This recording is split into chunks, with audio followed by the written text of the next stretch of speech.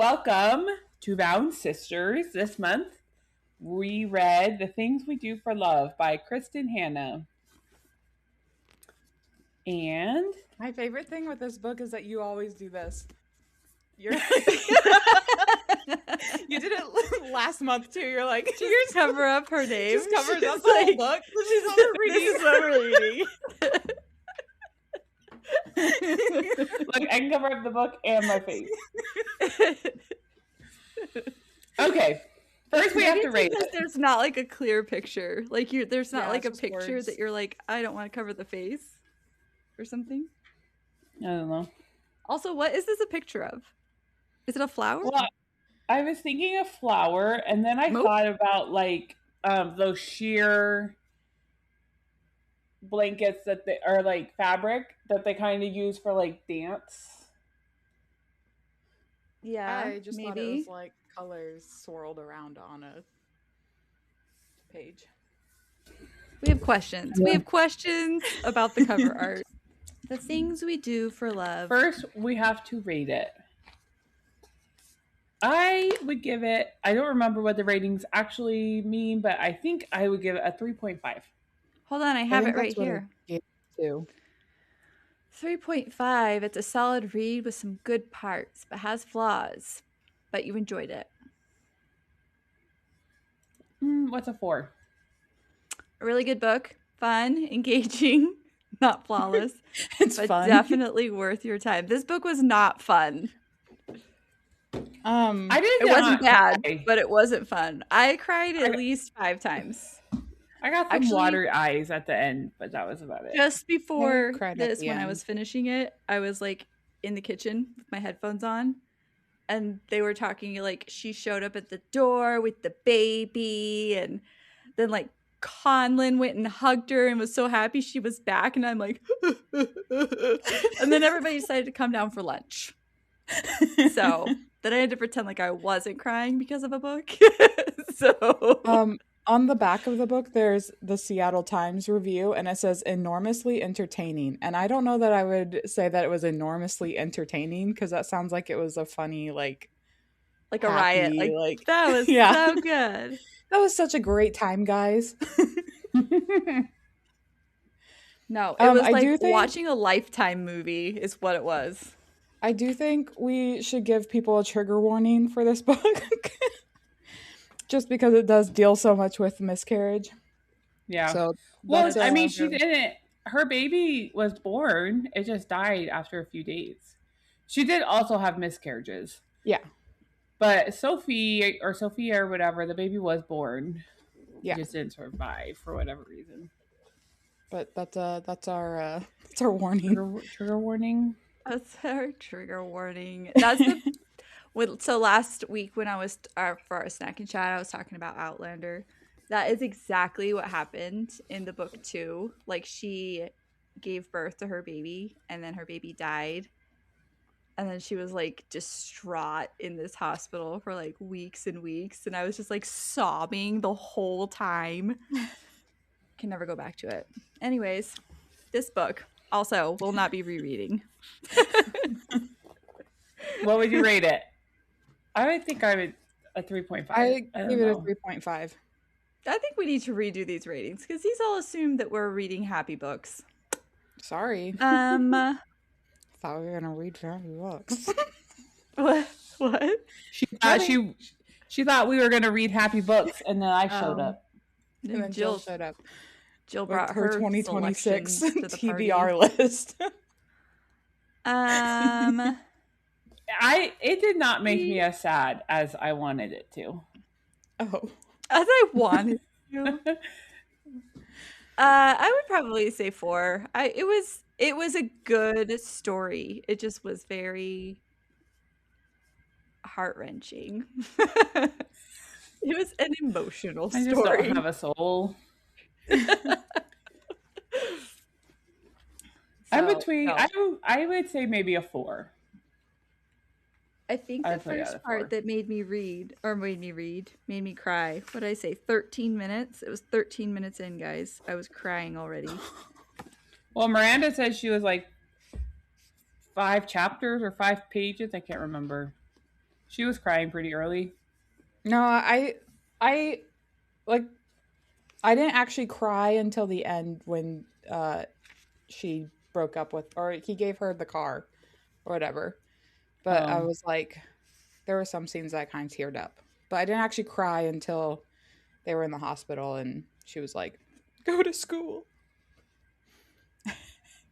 Oh, I don't remember what part like made me cry, but yeah, 13 minutes in, I was already crying. Then there was a couple more, like at least 5 times, guys, at least. Okay, do we want to give like a quick rundown? What is this book about, guys? I Short. Like you should read it. You get not you, listeners. It's just about two people, two different ladies. You have Angie, who gets divorced after the first chapter, which that was like such a weird event. Montage. I don't know, of her like just being in this room at her parents' house, and then he comes in and he's just like, they're just talking and they just kind of both decide like, we're divorced. It like, this didn't go right, we're done. And he just, it says all she really remembered was the smell of baby powder and the sound of his voice when he said goodbye. And then the next chapter, she's like packing up her house. I'm like, that was, I don't know.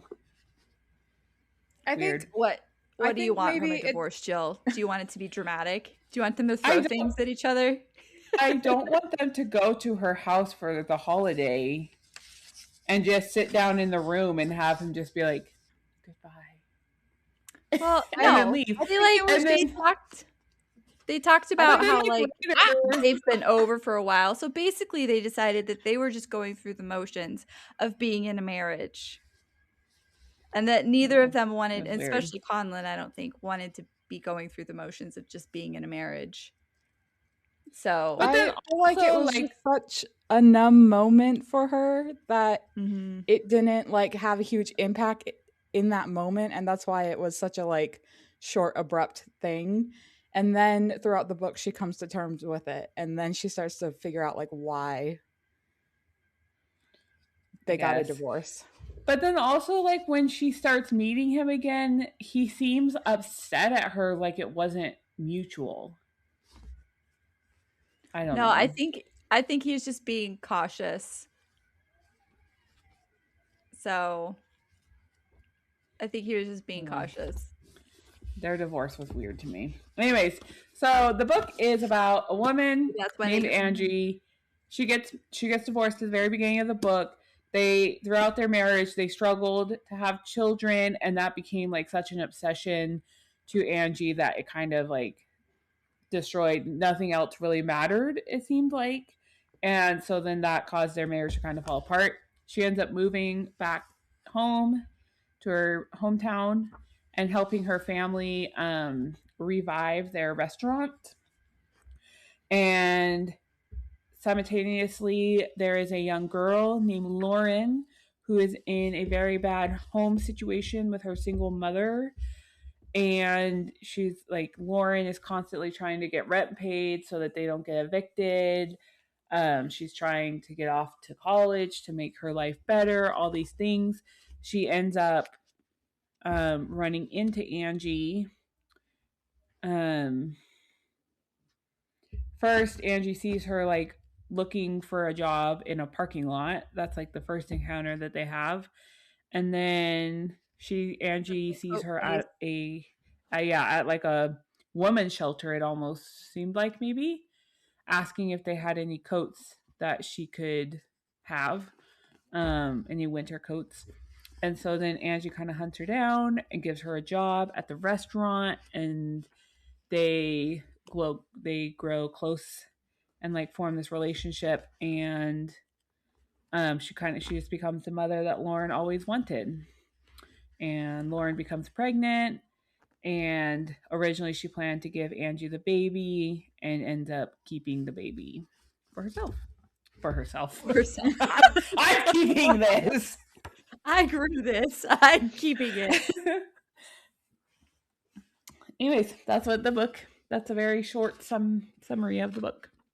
Okay, there was a couple of times that you texted Jill that you were like surprised or baffled by what had happened. What were those moments? Well, like the first time that they what does it say?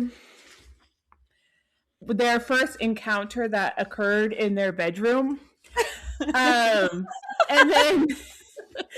then Conley just gets up and he was like, this shouldn't have happened. Bye. And he just like leaves. And I'm like, what? Like he came to her, didn't he?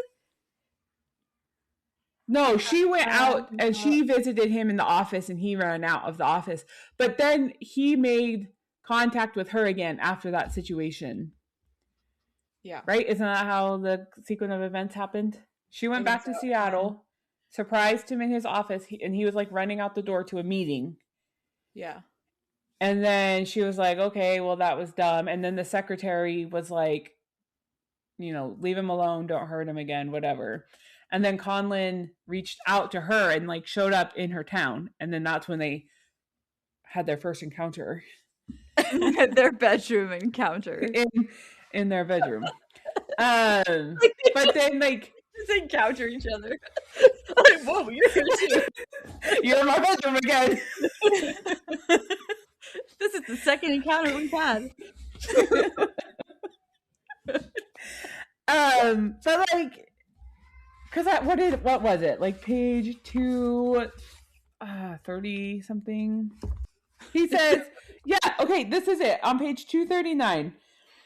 She was like, he was leaving and she says, come back sometime when you're ready. And he pauses, turns to her and says, I don't think I can. Goodbye, Angie. And then he was gone. And so it's like, he came and like saw her out and then was like, actually, just kidding. I can't do it. And I was just like, why would you do that to somebody? Like, it's called a mistake, Jill. And sometimes obviously it wasn't a mistake because he kept coming back. They had I don't think they stopped loving each other just because they got a divorce. I think they were just in a very confused place, and that seems like the right answer. But then when he saw her again, he remembered that he still loves her, but then things happened, and then he remembered why he had to leave. But also, it's bedroom encounters were never our issue. It's like a 2-hour drive also. So that's a lot of time for him to think all of this through. Right. Like you're driving 2 hours to see this person home who you've been married to before, to ask her why she showed up at your office. Like you had to have known what you were walking into, right? Like this wasn't like... Yeah, that's what I'm saying. Like it's not like it was a 10-minute drive across town and he was like, oh, I just need to see why she came to the office or whatever. Like this was an all-day trip to go see her. Anyways. And what else? You said something after Christmas. Oh. Or something about Christmas. I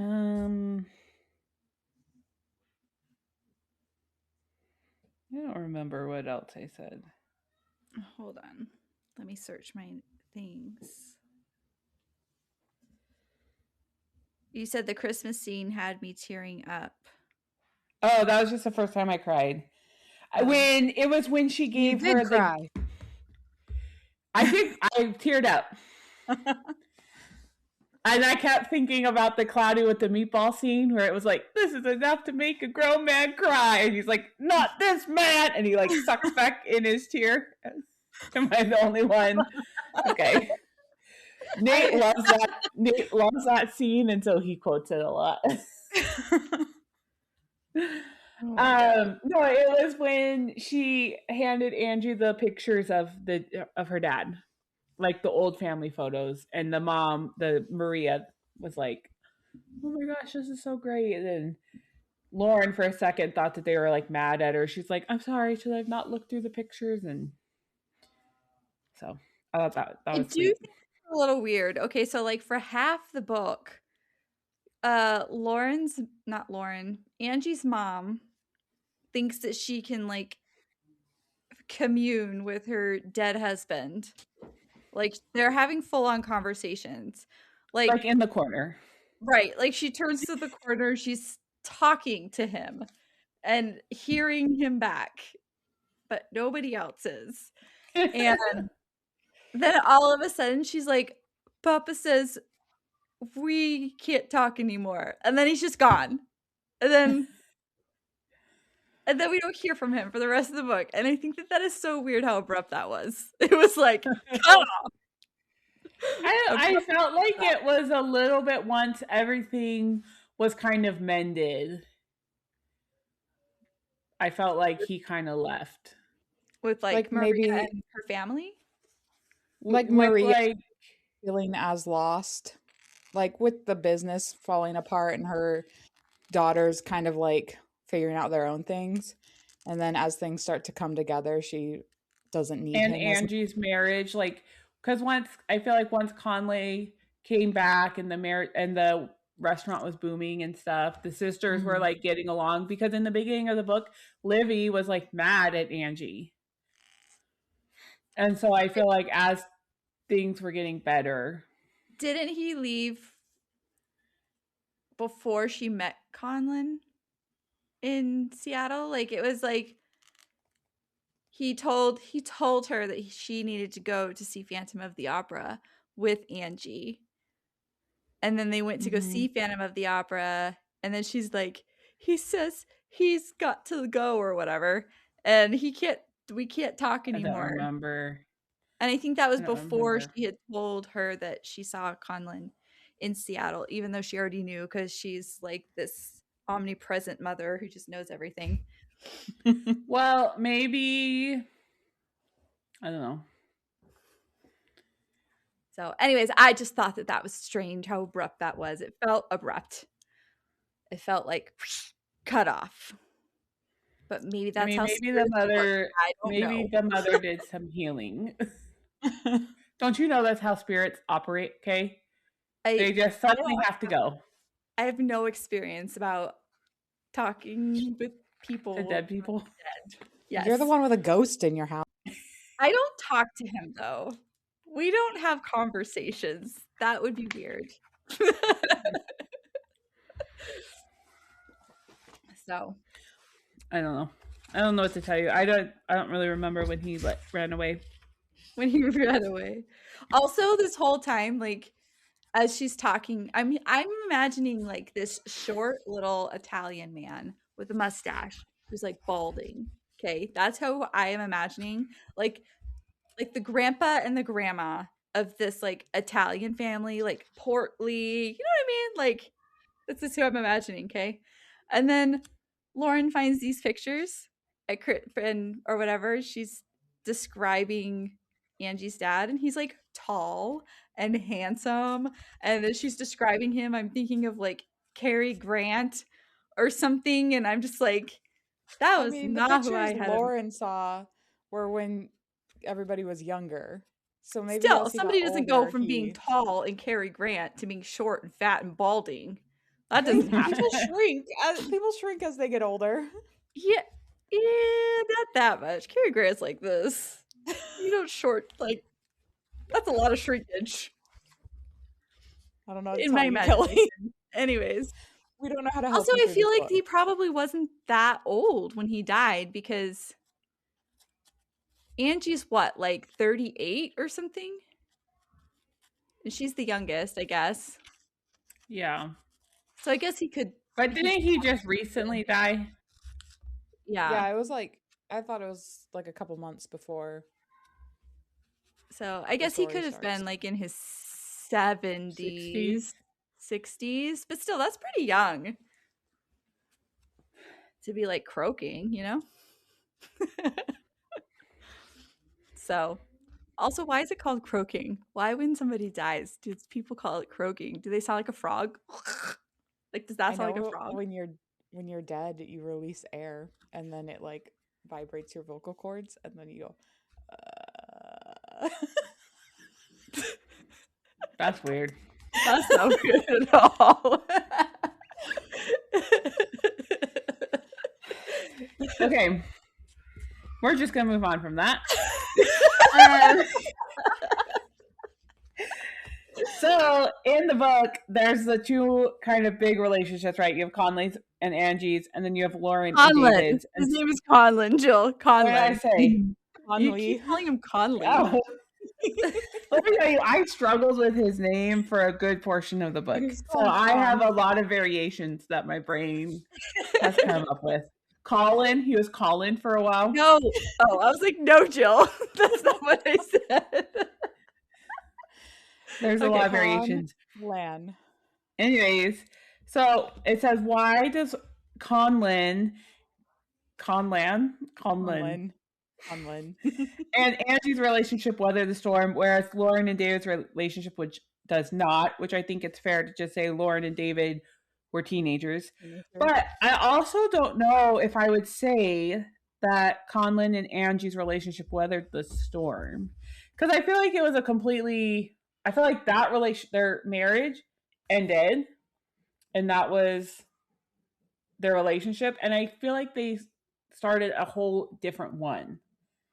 Yeah, like they were different people in the second relationship. Yeah, they were different people. It was a different relationship. They were able to handle things differently. I wouldn't say that their relationship like weathered the storm and made it through. Mm-hmm. It's like if you're on a ship that sinks and then you like make it to shore on a raft and you're like, yeah, the ship survived. No, it didn't. You're on a different ship. Yeah, also I think that the circumstances matter because I don't know. I think that Lauren really wanted to keep her baby. She really wanted to be able to make it work with David. And then David was just like his first reaction, which I was a little upset about, but his very first reaction to hearing that she was pregnant was like, I'll support you if you want to get rid of it. Like, I'm sorry. What? And then I was upset. This is off topic, but I was upset. And I know that this happens and that is just the way it is. But how irritating is it? Actually, I think the Reba show handled this really well. But how irritating is it that like the boy gets to just like carry on with his life. He gets to go to this school. He gets to finish all of his things. He gets to laugh and play and have fun. And then she's over here 9 months pregnant, like in the bleachers. Yeah. And she's having to basically mother him because she's like, it's fine. You can go. Like giving him like permission. She didn't even go to grad night or anything. Mm-hmm. So she wasn't even allowed to be a part of the graduation. Like, right. She didn't even get to, because she had already graduated the semester before. January. Yeah. So anyways, but yes, two different. And how quickly the school was just going to be like, bye. Yeah. But like, okay, so go to a different school. I'm a really big fan of the show Reba because I just think it's hilarious and it's one of those shows. Anyways, but like, have you guys seen it? Have you guys seen this show? Okay. So do you know what happens in the first few episodes? I grew up with our mom too. Okay. So anyways, people who are listening who don't know a Reba. So like Reba's plays this lady named Reba. That she has a daughter who gets pregnant with her high school boyfriend and they decide to get married. So they get married and then the school thinks that she's going to like the principal thinks that she's going to kick Cheyenne, the daughter, out of school and send her to like a pregnancy school or whatever. And at first the boy, Van, was like fine with it, but then after a while he was like, well, if he like they're going to send her to a different school. It's like, I would have go to it. He's like, I'll go to that school with her. And they're like, you can't go. I think he was fine with it until Reba pointed out that he shouldn't be fine with it. Right. Yeah. And then he was like, Okay, I guess I won't be fine with it. Yeah, but I mean, I don't know. I think he did come around. I don't think it was anyways. But like they I made a big think, stink about it that if Van was going to be treated this way, Cheyenne also needed to be treated this way. That it shouldn't be she's the outcast because she's the one who is actually carrying the baby. They both made a baby. yeah, Go but ahead. I think the difference between the Reba story and this story is that Van was held to standards that David was not. Whereas, like, David's parents were very like, you're going to continue being a teenager. You're going to continue on the track that you were on. Whereas Lauren was automatically forced into maturing and dealing with the situation. Yeah. Yeah. And I think also in the beginning, Lauren didn't, like when Lauren found out she was pregnant, she didn't imagine herself ever having any support. Like she imagined herself as her mom. Mm-hmm. And so, like, she didn't want to be the mom in her kid's story. Like, and I think she was looking, I think she did want a way out of it and she didn't see any other way. Because I think she was kind of considering like adoption and stuff because she didn't want to, she didn't want her child to have the same story she did. I don't know, Mm-hmm. maybe I'm reading into it a lot, but um I just don't think she was able to like picture that. And I think living with Angie and like seeing the support that and like the love that Angie gave her, I think made her feel more confident to be a mom. Yeah. Even if she had to do Well, it on her own, because that was originally her plan when she ran away from the hospital. and Lauren's mom inadvertently taught her that if you make these mistakes, you will become me, and there's Right. no other option. Option. Yeah. Yeah. Yeah, that's what comes from I did the best I can parenting. That's all I'm going to say about that. That's all I'm going to say about that. It's not like Forrest Gump over here. Okay. Along these same lines, so David's mother had told Lauren that motherhood changes who you are. How do you think having a child changes a woman? Angie is the only woman in the novel that is not technically a mother. How is she different from the other mothers that surround her? Fun fact, becoming a mother physiologically changes you. Your brain changes, actual, like anatomically, your brain changes when you become a mom. So that's how it changes you. Period. So even though Angie was not raising a child, her body still experienced motherhood. So she was still very much like changed. But anyways, what do you think?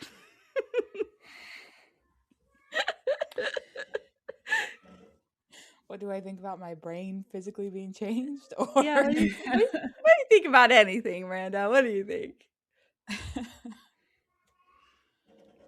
Wait, I need the question again. I need How Jill's do you question think again. having a child changes a woman?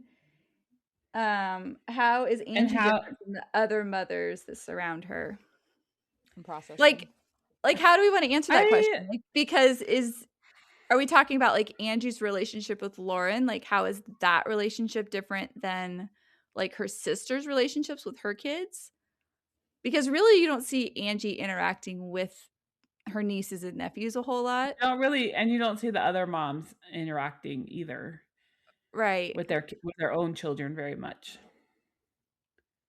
Right. But I think other honestly, I than think like Angie's relationships with Lauren, I feel like that's very mom coded, at least for me, because like she's always second guessing, like, should I do this? Should I not do this? Like, is this what a mom would do? Like I do I this sort also of thing think all the like time. Maybe not those exact questions, but like, is this gonna I is this think gonna set my house on fire right now? Like, what is this action gonna do for my family?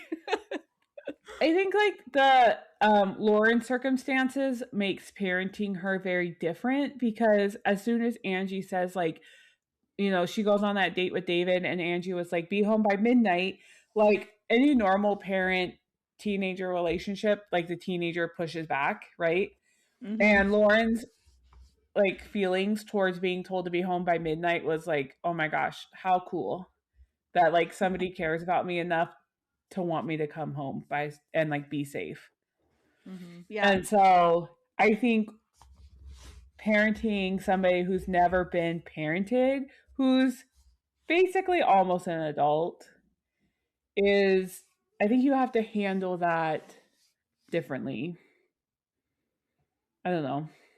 I think I think her parenting style would look differently if she were to take in a 5-year-old or a 10-year-old or something, you know what I'm saying? Mm-hmm.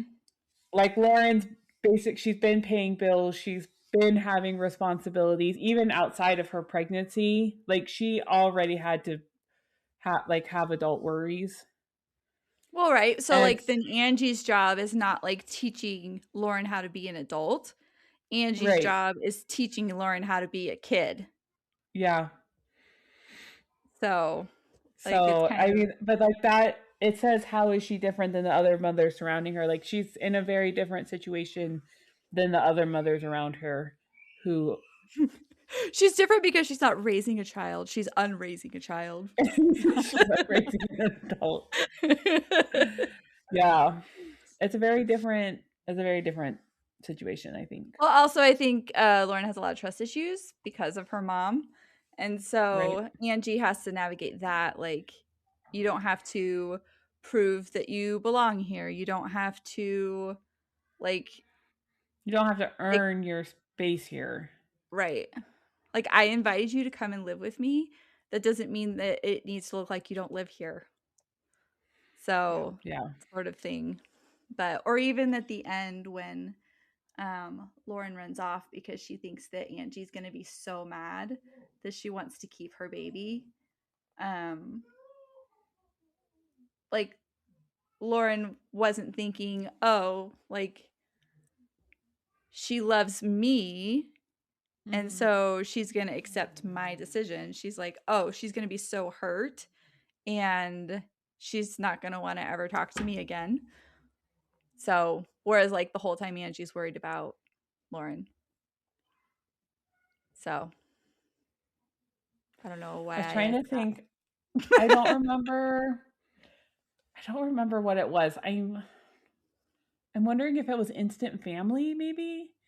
I was watching some show where a kid was getting adopted or was in foster care or something and they like really screwed up and they were like the parents had like found out about it and they were just like okay like, you know, I know I screwed up, I'll go pack my stuff or whatever, and that they were like leaving, they were like walking out of the house with the bag and the parents were like where are you going, like you're grounded, and she was like what, and they're like you're like why are you leaving, and she was just kind of like oh I thought you were mad at me, and the mom was like I am mad but that doesn't mean I'm kicking you out, like she was like, "Go put your stuff back in your bedroom. You're grounded." And the kid was just so shocked because they had always. Man, I wish I remember what I was watching, but the kid was just so used to like being a troublemaker and like getting passed from house to house, and so to like get into trouble and then the parent be like, "That doesn't mean I hate you forever." Like, so I don't know. That's what I just thought of when you were talking about Lauren's trust issues. Anyways, okay, so the other thing that I kind of felt like this book was just a miscommunication trope. Yes. Because like the whole time Everyone. I was just waiting, like, okay, Just when like Lauren, multiple people. yeah, when Lauren first approached Angie and was like, I want you to take the baby, and Lauren was like hesitant and was like, oh, I feel like I shouldn't say yes. I felt like the Angie. more appropriate answer would be like, I'm going to support you however you need that to be. Mm-hmm. And if that means you and the baby live here, and I support you, that's fine. If that means the baby lives here and you want to leave, like that's fine. Right. Or like the baby lives with me, you go off to college, you come back, like we all live Yeah. together, like Like that's I fine didn't know too. why that couldn't be a thing. Because and I understand that the lawyer was like, well, this is how it typically happens. We think that it's best if the mother's just out of the situation. Well, and I But I think feel that like really got into Lauren's head. I think Angie is yeah, still of the mind of like, this but doesn't she have to be. never says it. She does. She She says says, she says it multiple times that this doesn't have to be normal. yeah, but But she she never like doesn't. spells it out for She never Lauren. says Oh, specifically, if you Yeah. want to live here with your baby, that is like fine. actually spells it out. Like Yeah. Yeah, if she this just happens, says, this will happen. If this happens, this will happen. right. She says like, oh, we don't have to, because like the way that what they were talking about was how often are they going to communicate? How often are you going to send pictures? Mm-hmm. Whatever kind of Mhm. things. And so even I think she should have said like, if you need distance from the baby and you don't want me to tell you about the baby, that's fine, but I will still call you as a mother and like check in That on like you at you school. matter to me. Right, make sure that you have enough money to get food. Like I can send you an extra couple $100 so you Mm-hmm. don't have to pick up an extra shift and you can study for finals or like whatever support would have looked like for her to go to USC or whatever.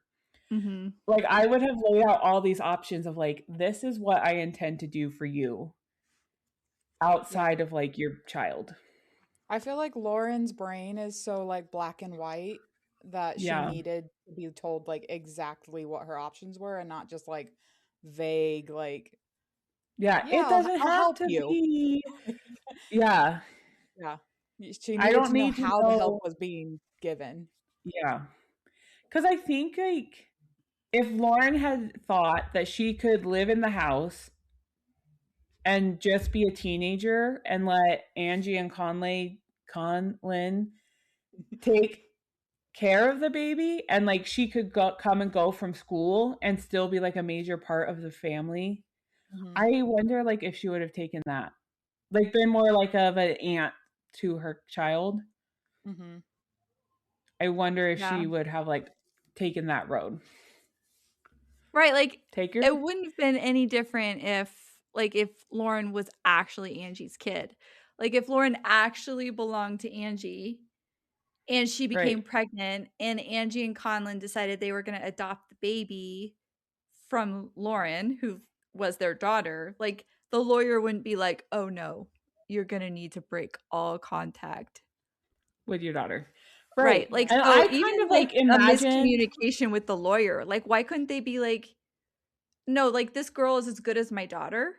And so I would like to like come at it from that angle. Like maintain. if Yeah. right, if we're assuming that she's my daughter and that's how I feel about her, how are we handling this adoption sort of Mm-hmm. Right. thing?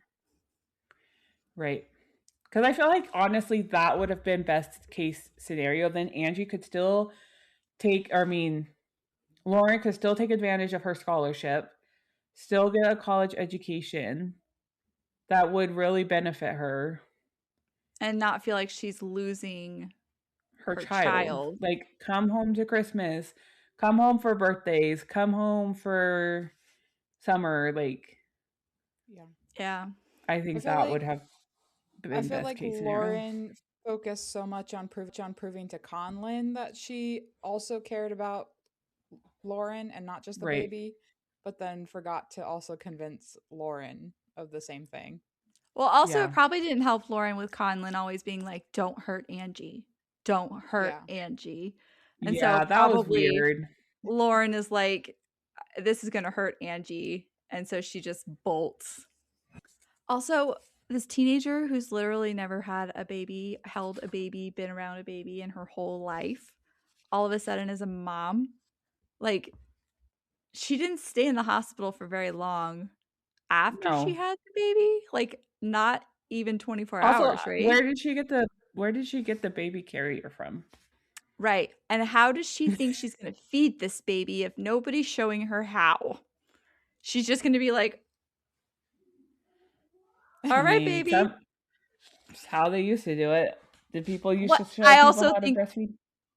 yeah, no, they had midwives. They had other women around. Like, you were never I by guess. yourself trying to figure it out. You had other women Once with upon you. a time, people were by themselves.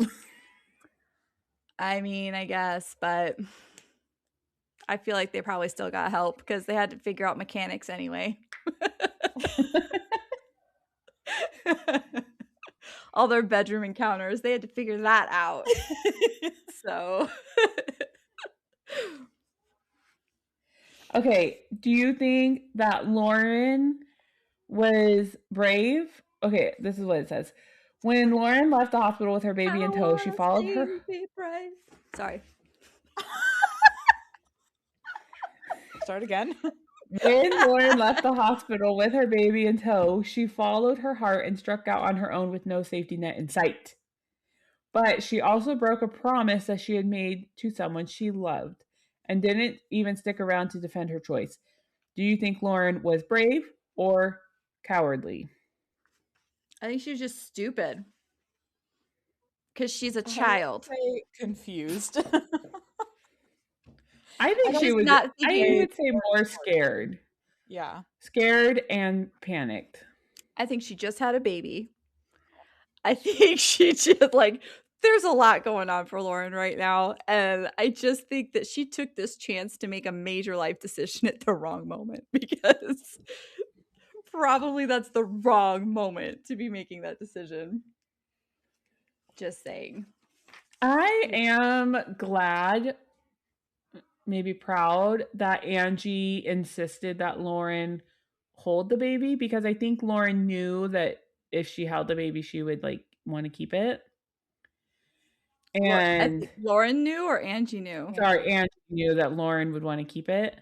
Mm-hmm. And so I do think like as much as Angie like wanted a baby that was hers, I think she knew it was important for Lauren to like experience that instead of just kind of being shoved off and gone. Well, also Angie didn't want Lauren to leave her life. She wanted Lauren to Yeah. stay in her life, and so if that was going to be the case, then Lauren would eventually meet the baby anyway. And then also, I don't think Angie actually wanted the baby. Like, obviously she wanted to be a mom, but like I think at that point like she wanted Lauren. She didn't necessarily want the baby. The baby just came with Lauren. Mm-hmm. So that's what I think.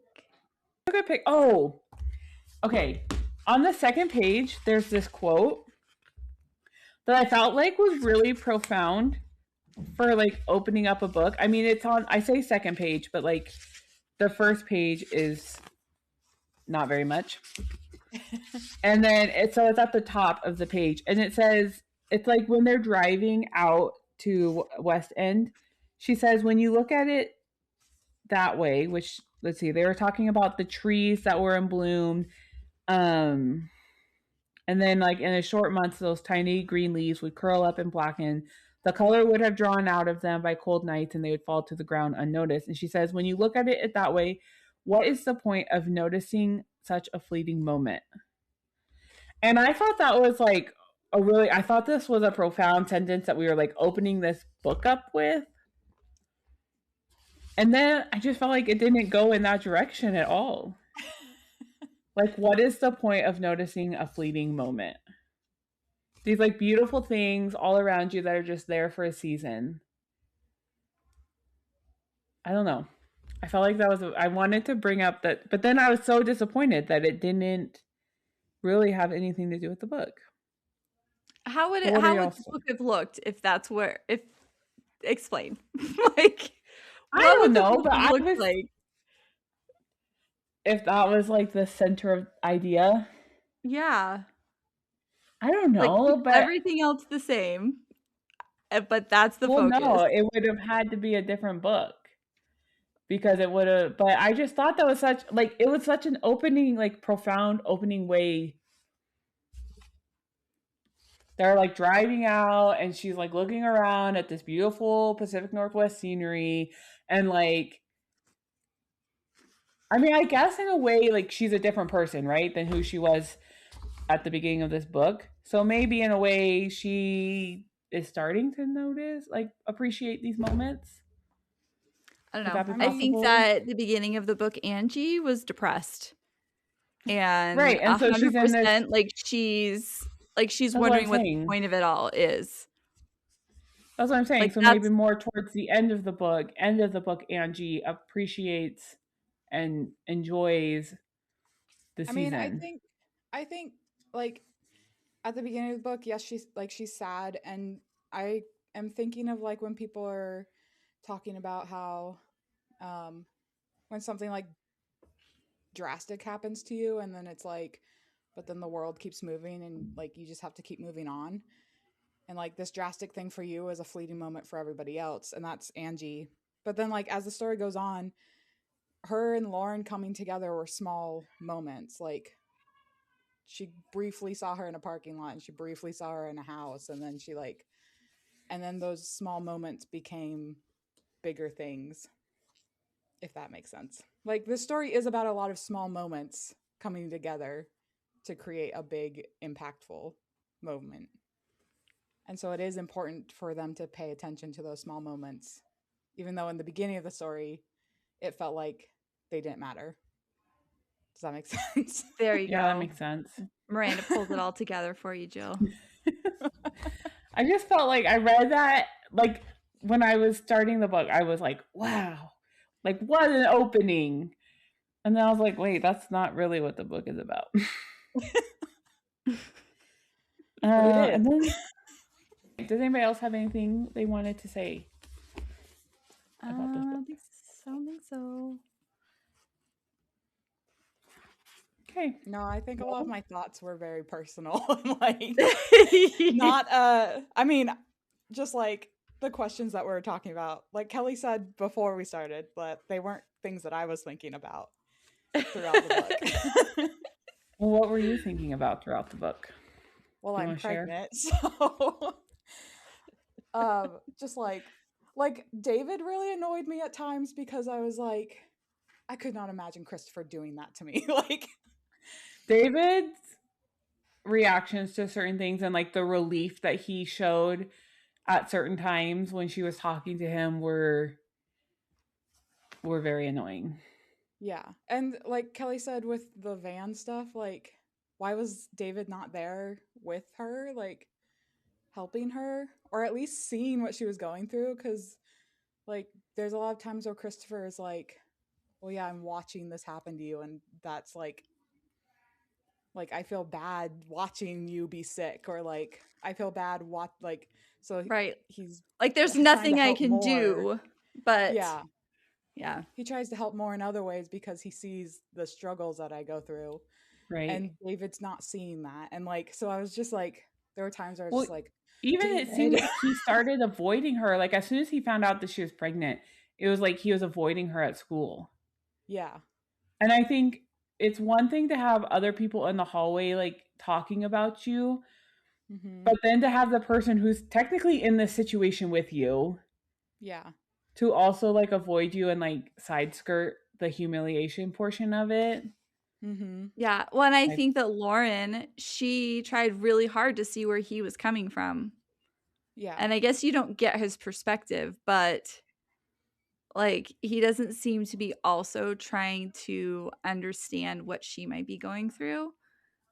So, but that's why Lauren gives him such a pass all the time. Oh, well, he told his coach because he doesn't have a good relationship with his father, or he this because of that, or he this because he would. Anyways, she just gives him too many passes, and I don't like it.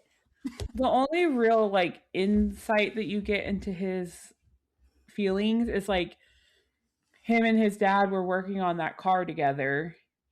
And then when it was looking more like Lauren was going to keep the baby, his dad was like refusing to even work on the car with him.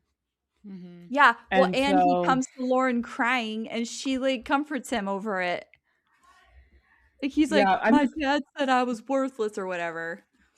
yeah. Whatever his dad So I said, feel I don't like as remember. much as like Lauren's mom was not a good parent, like his parents weren't really like they were gone on trips and stuff like all throughout the Yeah. year. Like they weren't really like a family. Like they provided So for him, but they weren't yeah, they necessarily provided his physical needs. nurturing. Yeah. And so I feel like they removed even what little nurturing they were giving him. And I think one of the other questions was like talked about Lauren's relationship with her mom and how she didn't want to like give up hope for that. And I think David also didn't want to give up hope for his parents, like for their relationship. And I feel like he had a little bit more hope because they teased him a little bit. Mm-hmm. And so I think he had like a stronger hope that maybe they could actually have something, and that was being pulled too. And I think boys are often less connected to the pregnancy because they don't experience it. And so it would make sense to a boy who's not super connected to this baby to be like, yeah, like just give it away and then my life will be fine. Mm-hmm. I don't know. Not to like excuse his behavior. I'm just saying boys are less connected to it. So in a boy's mind, it's easier to say, yeah, let's just give the baby away. Yeah. But I feel like somebody should have held him accountable, like yeah, Angie or somebody. Like yeah. Angie was really good at being a mama bear. Like, why didn't she mama bear on David? Yeah. Like, does she know the full scope of his? I mean, she might know who he is, but does she? I guess she did go meet them with the lawyers and stuff, and his parents were there. Well, and she knew his last name, right? Or something. Like, he was like, I'm David so-and-so. And she's like, of the whatever so-and-sos. And he's like, yeah. Like, she knew of his family. Yeah. Right, but that doesn't mean you truly know what goes on in the house. Well, right. But, like, for me, if I knew somebody was hurting my child, even just, like, emotionally causing them turmoil, it would be like, I don't care what that other person is going through. Like, they're hurting my child. Like, they're going to hear about my child being hurt and that I have a problem with it. And so, I don't know. I guess that's where I'm coming from. Like, Angie's really good at like attacking the counselor and being like lying about her uncle being a cardinal and like all of these things. She's really good at playing and like dragging her up to meet the whatever of the college that Lauren wanted to go to. Mm-hmm. Anyways, she's really good at being a mama bear, but she kind of dropped the ball on the David situation, I think. I just feel like David needed to be more a part of the pregnancy. Like, even when she went to Planned Parenthood, I was like, why is he in the lobby? Like, right. He should be seeing what she has to go through. Like, yeah. True. So I make Christopher go to every appointment and see everything, and like I'm like, you're a part of this too. Yeah. Yes. Right. Anything else? That was my biggest thing with the book with David. No, nothing else. All right. Well, who do we have for next month? Oh, I think that's me. Give me. Okay. Boop. Spinning. Spinning. Spinning. Stops on blue. What's blue? The Sirens by Amelia Hart. Ooh. Ooh. Hey, that goes with my summer reads. Oh, because it's like piratey? It's sirens. They're like evil mermaids. Well, that's piratey. They're mermaid adjacent. Mermaid adjacent. I really like Amelia Hart. This is The Sirens by Amelia Hart. 2019. Lucy awakens from a dream to find her hands around her ex-lover's throat. Horrified, she flees to her sister's house on on the Australian coast, hoping she can help explain the strangely vivid nightmare that preceded the attack. But Jess is nowhere to be found. As Lucy awaits her return, the rumors surrounding Jess's strange small town starts to emerge. Numerous men have gone missing at sea, spread over decades. A tiny baby was found hidden in a cave, and sailors tell of hearing women's voices on the waves. Desperate for answers, Lucy finds and begins to read her sister's adolescent diary. 1999. Jess is a lonely 16-year-old in a rural town in the middle of the continent. Diagnosed with a rare allergy to water. Oh. She has always felt different until her young, charming art teacher takes an interest in her drawings, seeing a power and maturity in them, and in her, that no one else has. That doesn't sound Stinking legal. art teacher, yeah. 1800. Twin sisters Mary and Eliza have been torn from their loving father in Ireland and forced onto a convict ship bound for Australia. For their entire lives, they feared the ocean as their mother tragically drowned when they were just girls. Yet as the boat bears them further and further from all they know, they begin to notice changes in their bodies that they can't explain, and they feel the sea begin to call to them. Yep. That's it. The That's siren one. captures the power of dreams and mystery and magic of the sea. I read Wayward by Amelia Hart, and I absolutely love that book. And it also has the same kind of structure where it's three different, that one's three different women who are all related in different time periods. And this seems like Jess is the same Jess as Lucy's sister Jess. Yeah, because she's reading the adolescent diary. Yeah. Okay. Which is kind of how Wayward is too. And then at the end, it all comes together and all of their stories collide. I'm sure that Lucy and Jess are related to Mary and Eliza. Yeah, probably. It's like the Seven Sisters all over again. I love Amelia Hart, and I'm excited to read this book. And my sister-in-law told me it's really good. I'm going to have a really hard time not calling her Amelia Earhart. Yes. Fine. Just saying. Anyways. Oh, this book just came out in February. What? Publication date, February 3rd, 2026. Paper, the hardcover is only 50 cents. $1.50 more. Hold on. 50 cents more. Is that right? 50, 30. Yes. I don't know. Math is not my forte. I think it's 50 cents though for hardcover versus paperback. Do it. Okay. Oh yeah, the hardcover came out April 1st, 2025. I was like, oh, last year. Okay. Snack and chat? Okay, so snack and chats for May will be on the 3rd. It's really fun. Next week when this podcast is released. Oh yeah, next Sunday. If you're listening to this on time. Yeah. Yeah, that's all she wrote. I was gonna say, and we're gonna record. That matters to them. If you guys want to show up at our houses, we are gonna record.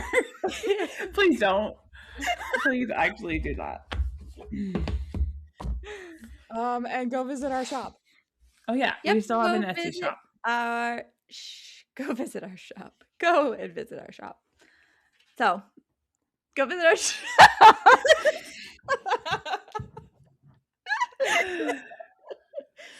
We know what we're doing. Yes. I'm not a radio ad specialist, so I don't know how to. We're just begging on our knees. Please. I am down on my knees. What is that? That's In Sync. That's in sync. It's Oh. tearing up my heart. Okay, well, that seems like a good note to end on. Okay. Bye. Bye. Okay, bye. Okay. Hey guys, thanks so much for tuning in to this episode. Don't forget to subscribe and then follow us on whatever social media platform you use the most. The link for next month's book is going to be down in the description below, so grab your copy and then make sure to share all your thoughts with us.